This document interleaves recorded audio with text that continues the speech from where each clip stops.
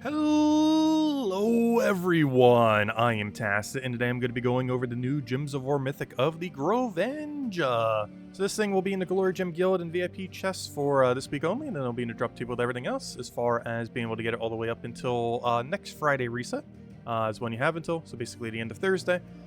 Anyways, as far as this troop is concerned, it is interesting, to say the least. It has some implications that we don't really have currently in the game. The main one being its ability. It converts all gems of a chosen color to Good Gargoyle gems. The most noteworthy thing about Good Gargoyle gems is that they do not naturally match unless destroyed. This means, given that it has an auto extra turn on its final ability, if you had a way to constantly keep getting your mana up through various means and still kept some amount of the Good Gargoyle gems on the board, you'd be able to go and keep increasing the amount of Good Gargoyle gems on the board. Since you have full targeting of where they can go, you can try to concentrate them so you get just an entire column, like a 3x3 column of just Gargoyle gems, essentially. And what this will end up doing is if you have gem spawns that create only one specific type of gem, or even multiple, though particularly the ones that only create one, as they'll have the higher chance of actually matching with itself, it would make its extra turn chance a little bit better. Because if you just got rid of something like 3 entire columns, and you only have 5 columns to work with, and then you're creating a bunch of gems there, even ignoring the few Gargoyle gems that are probably still blocking it in between there, your chance of extra turning should actually be higher, not lower, if you place these correctly. It can definitely be lower depending on how these go into the board, but you have full control over where they go for the most part, because you get to choose the color. Obviously, you don't get to choose where those colors are, but you do get to choose the color, so you'll know exactly where every Good Gargoyle gem is going. So has some interesting implications in that regard. Also does some AoE damage to whatever you target. So if you target red and they have 3 reds, they'll hit all 3 of those reds. The damage isn't particularly over the top, especially compared to Stellarex and stuff these days.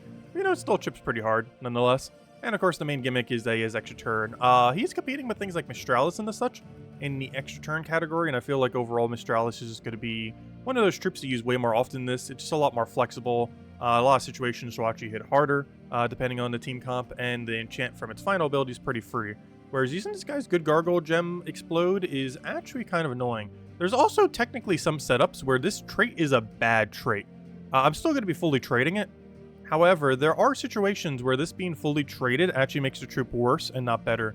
The main reason for this is one of his big gimmicks that you can use him for, as we just mentioned, is to go and try to make a bunch of the board blocked off by Good Gargoyle gems, and then simply just go and mana accumulate a ton.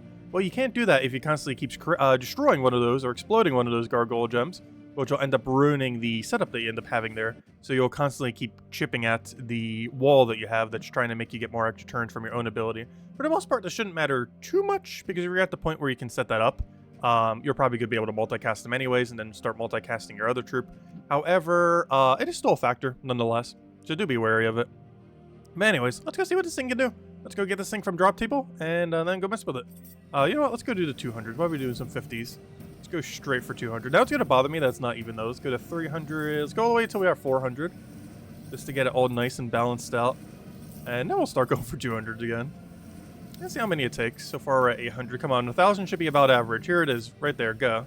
Yeah! Oh, wow! Oh, we got 2 at once within our 1,000. Ooh, we haven't done that in a little while. Interesting. I was considering, like, the double explode gargoyle thing. I personally feel like his final trait is not that worth it. If anything, it's actually detrimental in most situations, as we mentioned. But yeah, 2. Interesting. I don't believe there's ever a single situation in the game where you're really going to run 2 of these. But 2 nonetheless. Go upgrade this guy. We'll just use all the orbs, get him immediately upgraded, and be good to go. Get him fully traded. Don't actually use a power orb. Though, of course, we do have the May event for a pretty free power orb. No point in meddling him. He definitely doesn't... then again, oh no. I believe he does have 1.5 times his magic, so technically he's getting 9 damage to all enemies of the corresponding color if you were to fully max him out. Is that worth it? You know what? We have so many. I'm just going to do it. Why not? This is probably not worth it at all, but we just got through like an upgrading spree of upgrading anything even remotely somewhat usable.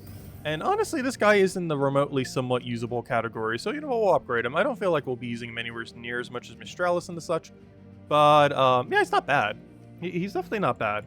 I just feel like it's too much effort to go through to try to make him work than it is his actual viability. But anyways, well, of course, as per usual, we'll be showing 3 teams, all which are in description below.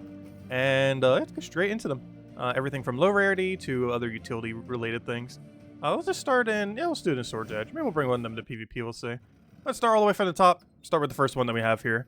And we're doing this with a Lord of Slaughter Skull Spam build. So this is a almost pure construct team, with the only thing missing being we're using Thra as our mana accumulator. And we're just going to get that rolling. Get all of our mana that we need, and then we can start doing the battle. Alright, so now that we have everything, first thing that we're going to do here, we're going to want to make the board... actually, no, making the board smaller for this one actually doesn't matter. This isn't our gem span one. Actually, it would matter if we do wand. How do we want to do this? Okay, we can still do that. So let's go do a color that this does not use. So we're about to color it for the 4 colors, so I'd have to do this on either yellow or purple. Given that there are 2 purples on the opposing team, sure, we'll go for purple. So we do this, we get our auto extra turn, and now there are a bunch of good Gargoyle gems on the board. We already have guarantee alignment on this, so we'll just go for that and get a ton of mana accumulation. As you can see, we just also got a billion different stats effects there, due to destroying all those good Gargoyle gems. Good Gargoyle gems end up giving you 1 random stats effect every single time you destroy it. And that's why we have 1.5 billion right now. And that's exactly... Okay, so it does do exactly what you think it would do. Okay, that actually works out pretty well. Because, of course, the premise of this troop is that by the time you cycle everything, you will be back at full mana. So as you can see, we are back at full mana. So we'll go for this. We go for Lord of Slaughter again. And basically rinse and repeat until we win, ideally. That would be the game plan here. So we'll go for Thral whenever we don't have enough mana to do everything. And then just rinse and repeat once again. We'll go do this on a color that doesn't matter as much. Oh wait, we do have a bit of a purple situation here though. So, or lack of brown, I should say. So I'll just do that and just go for one more board clear to the hit. And that should be done. And we still have our extra turn. We can still go cast again. Interesting. Definitely interesting. A lot of random stats effects, of course, which are one of the biggest gimmicks of why you would ever put this on your team. Next we have ourselves a 4 times Hellcrag. So I believe we pretty recently actually had a Hellcrag event. However, if we ever have another one in the future again, we can end up running something like this. Keep in mind, there is a trip that technically creates a good Gargoyle gem at the beginning of every single turn, or I think it's like 50% chance. However, the trip that's attached to is pretty underwhelming, so there isn't really much of a need to do that right now. However, if Hellcrag does get another event where that becomes a little bit more viable, that's going to be noteworthy. But in this team, we're going for the strategy that I briefly mentioned on the other one, which is we're going for the... Oh gosh, I forgot. Chalcedony doesn't even have shininess. Oh no. They really need to recycle or rebalance journey troops. Because, gosh, is that not enough mana accumulation? But there's not really an alternative in a lot of kingdoms is the problem. Like, you don't really have a way to do something else. Which is not ideal. Okay, we should have everything we need to start functioning. So as you can see, there's barely any brown on the board. However, we can try congesting the area that isn't where all of our browns are. So we'll go for something like green here. We're not really paying too much attention to what it's hitting.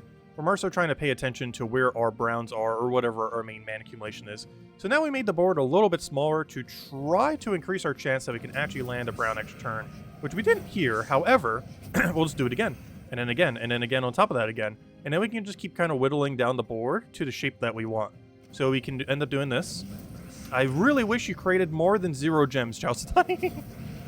In all fairness, I actually did replace out one of the troops for the thing. So we actually are getting slightly less gems. But I'm still blaming this on Gem Spot. Alright, let's try this again. Come on, you got this. Alright, we'll take that, we'll take that. Where do we want to congest? Yellow we don't actually want to do here, even though there's so many. Red seems a bit more enticing, but let's move this first. Blue just became more enticing now. Even though they only have the 1 blue. Also, we have Catherics on this team. This is mostly because it's ran for pure Hellcrag. And your best win condition on Hellcrag is to just keep insta-killing until you've won out the entire battle. Oh, no! Okay, you know what? Let's go see if this guy's extra turn can be a little bit better. So, not exactly how I wanted to win it out, even though that is our win condition. But if we try making the board a little bit smaller, will you actually land extra turn? No, it makes you even worse. No, no, it technically could. Though, of course, it definitely assists single color creation a lot more when you make the board smaller compared to things that create a variety. But let's actually show the low rarity team, because the low rarity team actually should be pretty good. I was almost going to make this originally the main team, and then I realized, oh, this is such low rarity, I might as well pick the low rarity one. But yeah, this is actually the accessible team, and honestly, it could be one of the stronger ones. We're running this with still Thral, of course. You could run any mana accumulator there. We just happen to be doing Thral.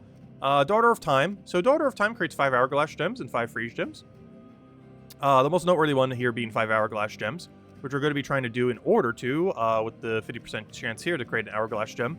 basically never lose our turn. So this is turn 1. Let's see if this entire battle we can never lose our turn. We already lost. No, we didn't because of the Doom Skull. But yeah, let's see if we can never drop our turn this entire time. So what we're going to do is keep whittling down the board. We basically want to deny everything that isn't green or brown. And I guess technically blue initially. So green or brown are the 2 main ones. So let's get rid of yellow. So we're going to go get rid of every single yellow from this board. Then go for our hourglass. And then go for destroy. I guess we could have just done it on the one that has the most number. So basically what we're doing here is giving ourselves every single positive stats effect in the entire game while increasing the chance that we'll end up extra turning when we go and make the board a little bit smaller here. Like, let's say, for example... Oh, I don't want to deny purple, though. We're going to need that for Thrall. We have a bit of a purple issue here. I guess I get rid of red here. So we get rid of red. So we do this onto red, which unfortunately they only have 1 of, but that's fine. We're not really doing it necessarily for that. We then go for our Beatrix here, which unfortunately does create 2 colors and not 1, but we'll still go for it. Then we go for this to make sure we get the auto extra turn. And then the cycle continues. We get every single stats effect pretty much in the game. And unfortunately, we did have a really low purple board, as we just mentioned there, so we do have a bit of a purple issue here that I'm not sure if we could solve. The main way we'd solve it is to Beatrix spam until we get enough onto the board where we can really cycle him again. But then again, we won't have a way to destroy, so how are we going to do that? Hold up, wait. Hold up. Yeah, we do have a bit of a purple issue here, don't we? So we'll go for that. That's the auto extra turn. We'll grab that. How do we get our 1 purple now? I kind of need Thrall to get his own purple back, which obviously he cannot do. Okay, well, let's just deny something. Go deny some reds. Get all that going. Attempt to just take that and see if we can. No, there's no way to take it for free is the problem. That's the only problem. If he actually goes down, we don't actually have a way to recycle his ability, do we?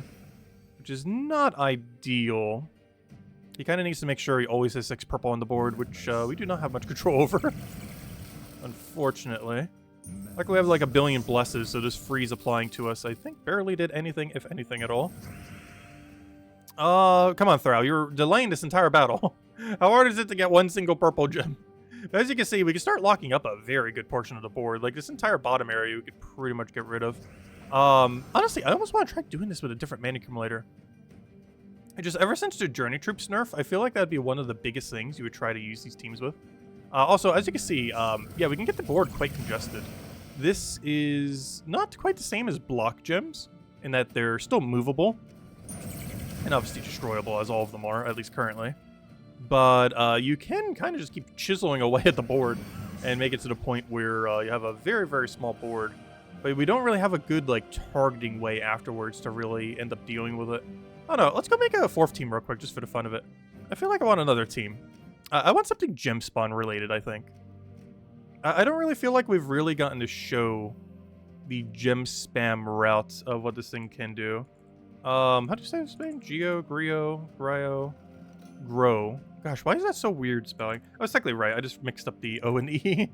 Other way around. All right, let's try one more. Gem spamming. 1 singular color gem spamming off of extra turn? Does that exist back into itself? I don't think that does. There's a bunch of 2 colors. There's 1 colors that don't feed back into self. Single color auto extra turn that feeds back into self. I don't think that exists. I wish it did. Though, that does give me an idea, though. Let's go yellow. Let's build a pure yellow team off of Ihi Cattle. Because he has Yellow Storm, he has Yellow Convert. So let's go all in yellow. And see if we can go down that route. We don't want to go down that one Strix. However, we can go to something like Quetzalma, which would allow us to chisel the board even further. If I could remember where on earth it is. Probably had the T. There we go. I was going to say, it should be here. Alright, so we'll go down the Quetzalma route. We'll use them in first slot because this has 50% score reduction. We could run with Geomancer to still give a 50% mana start. However, we don't really care about his ability being first necessarily. Honestly, I almost feel like we gain the biggest benefit from running something like Bork. However, this is going to be the converty battle. So I don't actually want to run something that's going to clear the whole board. It's something we kind of had on every other team, and I kind of want to see what happens if we just go down purely gem spamming route. We could do that with Hero. We could do that with... Actually, potion effects would be kind of interesting with this. Is there anything that creates only 1 potion off a hero, though? The problem is the main potion weapon creates a billion different ones, which I don't quite want to go down that route. Given our team comp, I almost want to run the Perpetual Yellow Storm. But honestly, I think Ihi Cattle will be perfectly fine for all of our yellow. I'm so tempted to go Bork. I feel like I need the mana. What are we still missing color-wise? Or do we run everything? 1, 2, 3, 4. Oh, no, we already cover everything with this. That's kind of nice. Quetzalma into Groevanga actually does cover every color but one. And then you get the Empower there, and it's already everything. Interesting. Okay. I don't want to run one. I'm trying to think what we could run for hero that doesn't block everything. It has to be yellow up in 2 because we might as well make this the pure yellow team.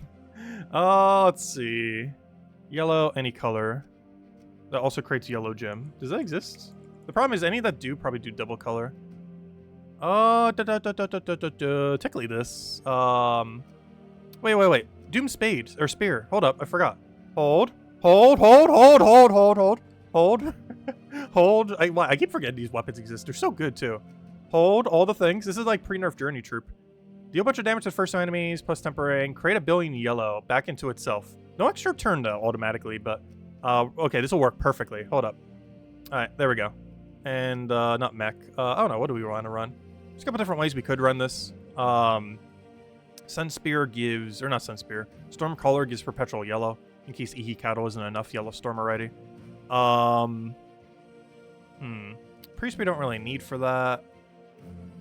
We could run still Geomancer and just give him 50% mana start, which honestly I think I might just do. Because I don't think we need even more yellow storm. I think we're already good to go in that regard.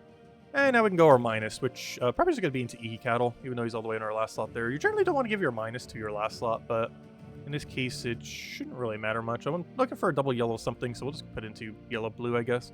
Though at that point, I might as well just put into double yellow, to be honest. Because that isn't really doing much different. So we want to subtract a different color, but I'm just going to go double yellow, keep it simple. Nothing really needs a minus here. Alright, there we go. Alright, let's go see what this does. Oh yeah, let's go rename it accordingly as well. The Groevanga Yellow.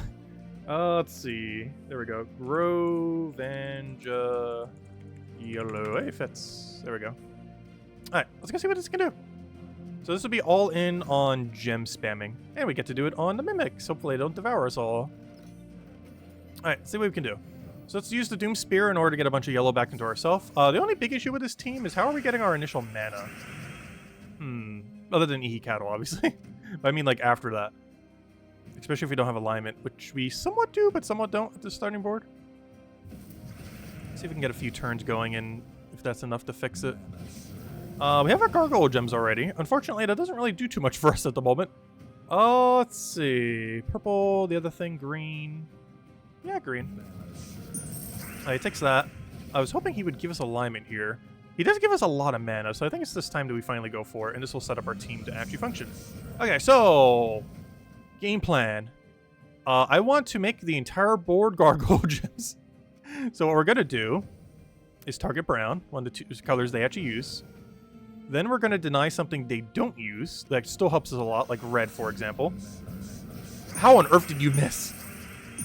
How did that miss? Alright, let's try this again. You need to go get full mana. You're going to get automatically. Let me go take yellow. Okay, there we go. Alright, let's go target purple. Yeah, let's strip this board down. So we're going to target purple. We're now going to go and just do your ability and get rid of, how about blue? Actually, how about green? We'll get rid of green. Alright, we'll make this work. Alright, now, oh, this is actually going to work out pretty well. So let's go do red. Wait, you need mana first, though.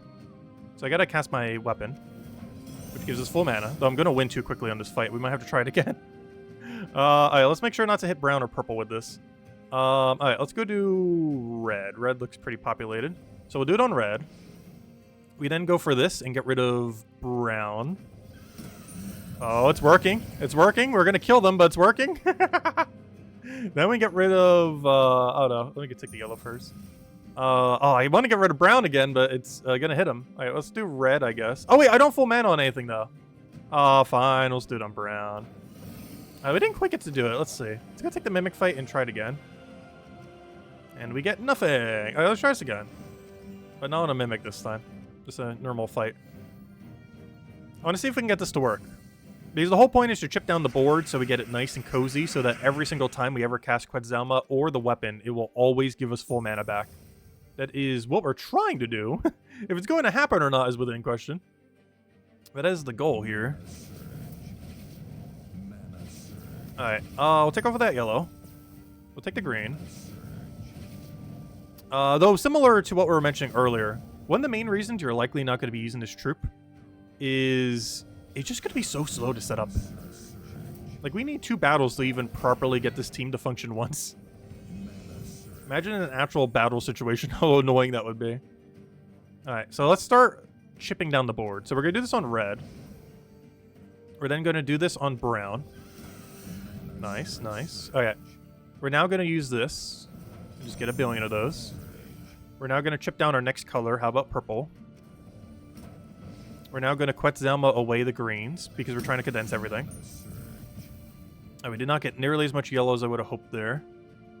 There's one big issue with this troop. And it's him being so far up. I forgot, we still get the 1 explode every single time, which is kind of ruining our wall. But also kind of giving us a billion stats effects and kind of helping a little, so... Oh no, I guess it helps out more than it really hinders there. Alright, let me go for a brown here on you, so we can set up the board into whatever we're doing next, which is probably denying blue. And after denying blue and getting our little chip there, we can then go for our blade, now that the board's nice and condensed. And we should, in theory, reach a point where we can just keep blading over and over and over and over again. Pretty much indefinitely. Oh, we already won, though. There's too much damage before it can really get going. Because obviously the whole premise of this would be we eventually have trimmed down the board so much that every Doom Spear we ever do will be extra turn into full mana back into itself. Maybe if we put it into first slot and stuff like that? I don't know. But, I don't know. That's the premise of the troop. Overall, is it good? Yes, it is usable. Will you be using it often? Not really. There's just so few use cases for this thing. Like, you're going to be using it in Hellcrag restriction probably with some kind of Catharix team like we should with the second one. Maybe not exactly this, but, you know, some variants of such. You're going to be using it occasionally if you going to go like an extra turn spam team, or if you want to go like a gem spam team and just want to have a smaller board, or even if you want like a creative way to getting like all stats effects. If you don't want to use some of the other alternative options, like the mirror.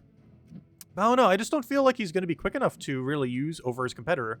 I don't think we actually showed it, though we have mentioned it by name multiple times. But his biggest competitor is Mistralus, which I feel like you're going to use 99% of the time instead of this troop. Not because the troop is bad, but because this is just so much more convenience overall through its ability. It does very similar amount of overall damage on his ability if it hits 3 or 4 times. 4 times being even more damage, I believe, than what it does, or pretty close to it. Though his damage is more consistent. Well, only if you hit on all colors, so... yeah, I guess it's kind of very similar to her ability. Because he's going to hit 1 to 4 based on what color you do, and you're not always going to hit all 4 on the right color because you can't, because you're trying to structure the board. And hers is similar, where it's just a flat 1 and 4. So they both have like the 1 and 4 kind of damage splat kind of ability. This thing has jumbo board into an extra turn instead of the gargoyle gem into extra turn. But the most noteworthy thing is just the bless, or the enchant. Enchant's just going to be so much better value, more often than not, than a single gargoyle gem explode. Well, this will give you a few stats effects. Having 4 times enchant with enchant boost ratio teams, just getting mana onto your team in general. Even the fact that jumboing board is going to be more mana accumulation than what you will normally get from this. Well, you normally will get 4 times enchant from his ability at some point, or at least some enchants. You know, just having it consistently 100% of the time is nice. And while Mistralus does only do the 1 stats effect, it does it to a very good degree. So, I don't know. It just feels like it's a very weird niche that's not going to come up too often. But hey, keep an eye on it, especially on future Hellcrag events. If we ever get more troop synergy for it, 4 times construct teams that can end up functioning with it. I believe the first team that we went with... Actually, no. Actually, I ended up opting not to do a single one. Because our 4 times Hellcrag was originally the 4 times construct, but I ended up putting Catharix there. Because realistically, if you're ever running a 4 times Hellcrag team, you're always going to have Catharix on the team. It's just how you run Hellcrag these days. Due to how strong it is, unless you don't have it. However, yeah, we never actually technically did a 4 times construct team. But, I don't know, when would you really bring it out for that, though? Because, I don't know, it's just really hard to use good and bad gargoyle gems, I would say, is the bottom line in the current state of the game. It's not that they're a bad effect. Is that the enemy can claim value from them if you don't use them yourself. And he kind of needs to keep some amount still on the board in order to still get his explode. Which can also backfire if you're trying to use it to trim down the board. So, I don't know, he's just a weird mix of stuff. He's not bad, he's just too much effort to bother using is my final consensus on it. As far as taking everything that we've seen so far this video. But anyways, guys, that's all for the team. If you want to copy paste any of them, all of them will be in the description below. I hope you all have a wonderful weekend. Don't forget, you have until next week's Friday, reset time, all the way until basically the end of Thursday to go and get this thing if you want to go and get it. However, it is perfectly fine just to wait till the next Hellcrag event and just throw a bunch of event keys there, as you might end up getting some of the other constructs that exist from the place. As this is definitely not a must-have troop, but it's a utility troop that you'll bring out every so occasionally, depending on what you're trying to do with a battle. And if good Gargoyle Gems teams ever become an actual thing, or even bad or good Gargoyle Gem teams, this thing's definitely going to get quite a bit of usage, so interesting to see how it pans out in the future. I just don't feel like it holds much over Mistralus and other alternatives that currently exist much more widely in the game. Anyways, guys, thank you so much for watching, and have a wonderful weekend. Bye, everyone.